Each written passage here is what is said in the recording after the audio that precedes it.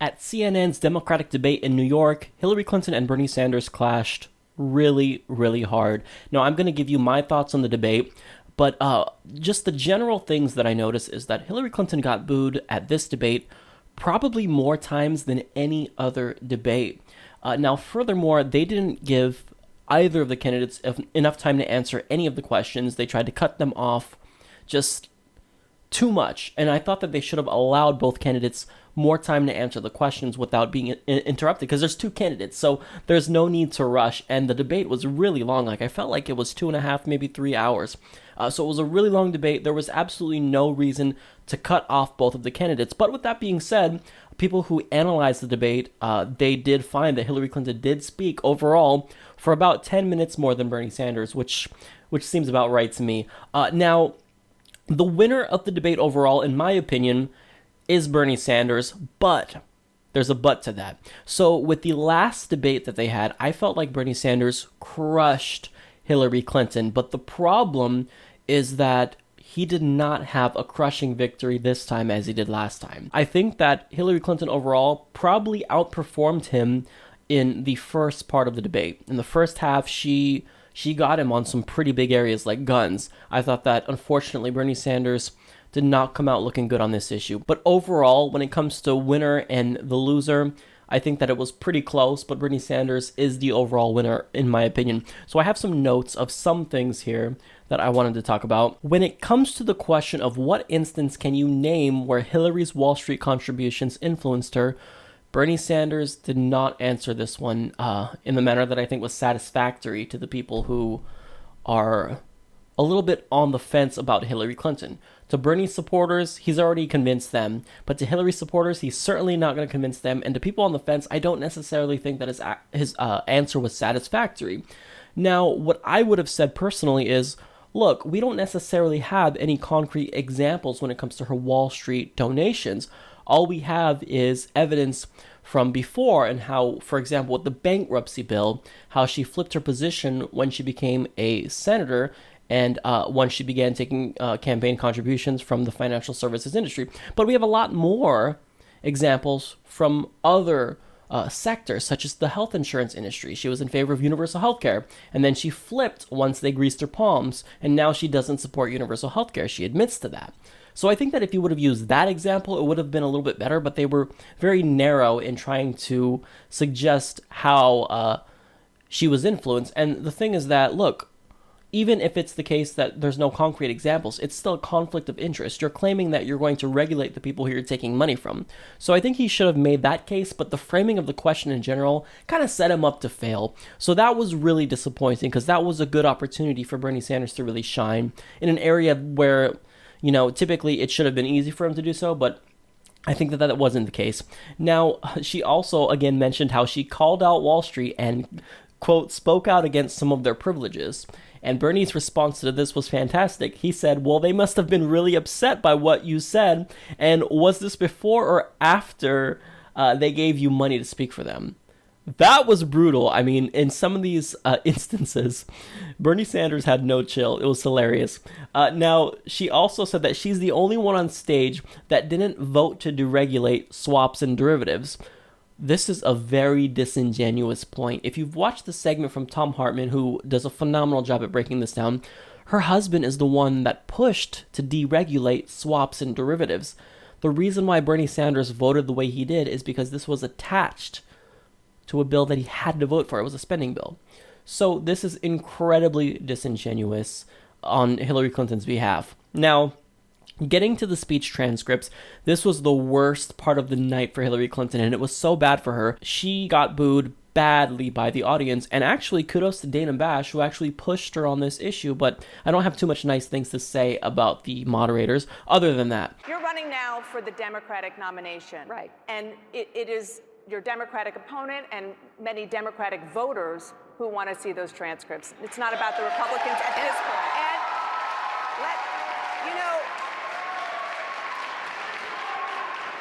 Let's set the same standard for everybody. When everybody does it, okay, I will do it. But let's set and expect the same standard on tax returns. Everybody does it, and then we move forward. Now, Bernie Sanders, unfortunately, couldn't hit her on this as hard as he usually does because of the tax return issue. Now, we all know that the tax return issue is not a big deal. Bernie Sanders released his 2014 return today, and of course it's boring. But the problem is that it was something that Hillary Clinton was able to use against him. So I really wish that Bernie Sanders would have taken the time to just release it ahead of the debate, because I don't necessarily think it made him look bad, but he couldn't use the transcripts against Hillary Clinton as much. Thankfully, Dana Bash did push her on this, but she just looked so bad and so disingenuous, and it looks as though she's hiding something, and for good reason, because she obviously is. So I'm glad that this was a big issue, but Bernie Sanders couldn't necessarily push her as hard as he usually does, so thankfully the moderators stepped in for him. Now, when it comes to minimum wage, Hillary Clinton, she did a complete 180. She flip-flopped. And Bernie Sanders was correct on this. He said history has outpaced Hillary Clinton on this issue. And this is characteristic of her entire career. Hillary Clinton always is behind with the times on every issue. When it comes to war, when it comes to LGBT rights, she always is the last within the Democratic Party to come around. And she's doing the same thing with a number of issues now, like the Syrian no-fly zone, like the minimum wage, like many other issues, just to name a few. So I think that this is something that she should take a lot more heat for, but she's not. And it's because she's being incredibly disingenuous. She says, quote, "I said from the very beginning I supported the fight for 15, but then she immediately contradicted herself by saying, well, I support 12 and 15 if we have a Democratic Congress." What do you mean if you have a Democratic Congress? So you're only going to fight for us depending on the condition of Congress? So if it's fully Republican, you're just going to compromise 100%? This is not a real position. Take a stance, Hillary Clinton, and no, you cannot convince us that you supported 15 from the beginning, because in the second debate, Martin O'Malley and Bernie Sanders were arguing with you over this, and you stood there and you supported the $12 minimum wage. So you don't get to take credit for this. So that was another area where she looked bad. But where Hillary Clinton excelled is when it comes to guns. Now, she said, this is where there's a big difference between me and Bernie, which is not true. But he laughed when she said that because it's such a ridiculous statement. And her response was, it's not funny. It's not a laughing matter. But we all know that Hillary Clinton does her little nervous laugh at everything. So that was a little smooth move there and a really dirty tactic to try to get Bernie Sanders to look as though he doesn't take guns seriously, when in actuality, he was laughing at the ridiculousness of her statement that this is where they have a big difference. No, they're basically the same. The one difference is gun manufacturer rights. And we all know that Hillary Clinton flip-flopped on guns because in 2008, she was trying to run to the right of Obama on this issue. Now, basically, I thought that she did a good job and was persuasive, even though I don't believe her, but I think it's going to be persuasive to voters who are on the fence. She said that the gun lobby's greed is akin to Wall Street's greed, and this was a good tactic on her part. Now, also, she framed Bernie Sanders as a supporter of the NRA, which is a complete lie. He has a D- rating from them, but I think that she did it in a way that was assertive and that it's probably believable to the average low-information viewer. Now, Bernie Sanders' question that was asked by the moderators is the dumbest question of the night. Wolf Blitzer asked him, do you owe the family of victims of Sandy Hook an apology because you do not believe they should sue gun manufacturers? Really? And he asked this twice. How could you ask this? So are you going to go ahead and ask Hillary Clinton if she owes the families of soldiers who she sent to Iraq to die an apology? Are you going to ask her that? What about, does she owe an apology to the families of civilians in Iraq that died because of her war? What a horrible question. And to imply that Bernie Sanders has blood on his hands over this, it's completely ridiculous. To be able to sue gun manufacturers for gun violence is a completely unreasonable position, and if you're a liberal, you're not being reasonable here. You're just as unreasonable as the right-wing Republicans who say that they don't want any gun reform, no background checks, no nothing. You're being just as unreasonable here with that issue. Now, there were some great moments for Bernie Sanders. So he made a great point on climate change by saying that if we had an enemy that threatened us as bad as climate change, everyone would be taking action. Such a phenomenal point. He also said that Hillary led the effort in Obama's administration for regime change in Libya, which is good. He brought up the Syrian no-fly zone and how even Obama doesn't support that, which is a phenomenal point because Hillary Clinton is always championing Obama. He's a god. You can't critique him. I'm with Obama 100%. But when it comes to the Syrian no-fly zone, it proves how even she's more hawkish than Obama. That was a phenomenal point. Bernie Sanders needs to stick with this talking point. This is not just an attack on me, it's an attack on President Obama. President Obama, Now, another dumb question that was asked to Bernie Sanders, again, of course, is Donald Trump says similar things to you when it comes to NATO. How is what you say different?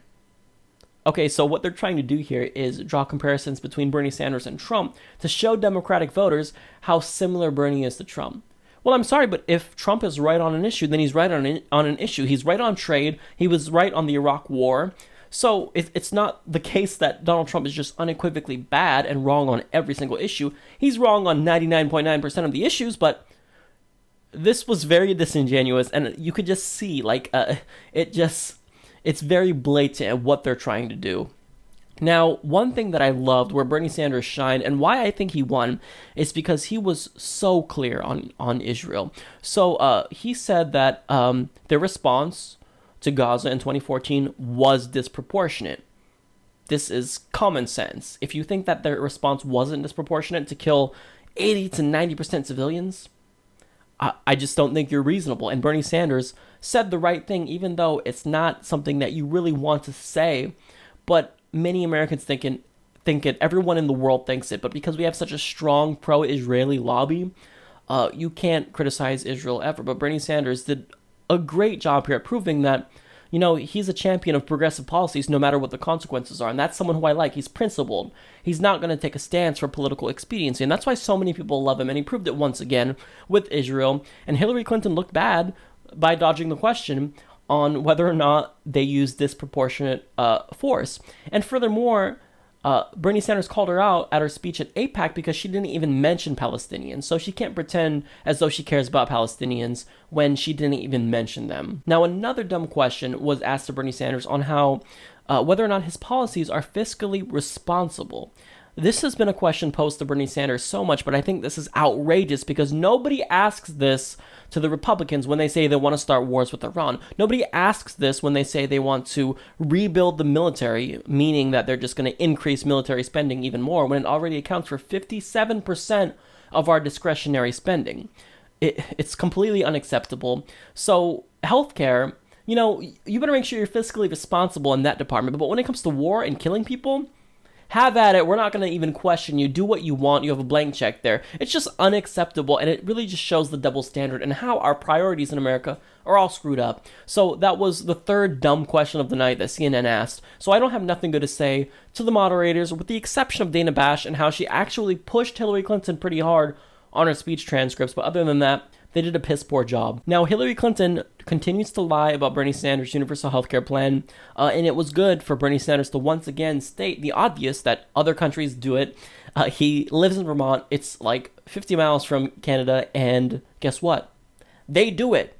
Many other countries do it. The problem is that Americans, they're so myopic. They can't look abroad and see that something is working out really well in basically every other modern industrialized nation. So maybe we should do it because our health care system isn't working. Even if you have health insurance in America, you could still die or go bankrupt because many people with insurance under Obamacare, mind you, are underinsured. So that means that, one, you're probably paying a ton for your premium every month, and two, you're not going to get the help you need if you get sick because your deductible could be $5,000, $10,000. It's just completely unreasonable, and our system is broken.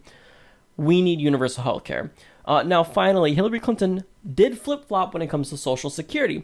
Now, she said, I've said the same thing for years, but this is not true at all. In the first Democratic debate, she stated that she was not in favor of lifting the cap on taxable income when it comes to Social Security. What she was in favor of then is means testing, so that way the poor recipients get more. Now, I've stated why this is a dangerous plan. Now, in theory, it sounds good on paper, but in actuality, it's an actually really deceptive move to help diminish and undermine public support for Social Security. I'll put a link in the description box to this video where I talk about it and how it's just very bad and how because of this position, we cannot trust Hillary on Social Security. I'm glad she came around, but I still don't trust her because she's just changing her position because Bernie Sanders pressured her to do so, and he's more progressive on this. So in the end, when it comes to the debate, again, I think that Bernie Sanders won, but I was really hoping for a blowout like the last debate, but unfortunately we didn't get that. Both candidates performed pretty well. I was really hoping for Bernie Sanders to just be the clear winner, but that's not the case. But in the end, I still do think that just getting his message out there is a win for Bernie Sanders, because his biggest hurdle is name recognition. And we need all the name recognition we can going into New York, because this is going to be an uphill battle. So in the end, it was a great, entertaining debate, but I really want to see the Bernie Sanders from the last debate come back.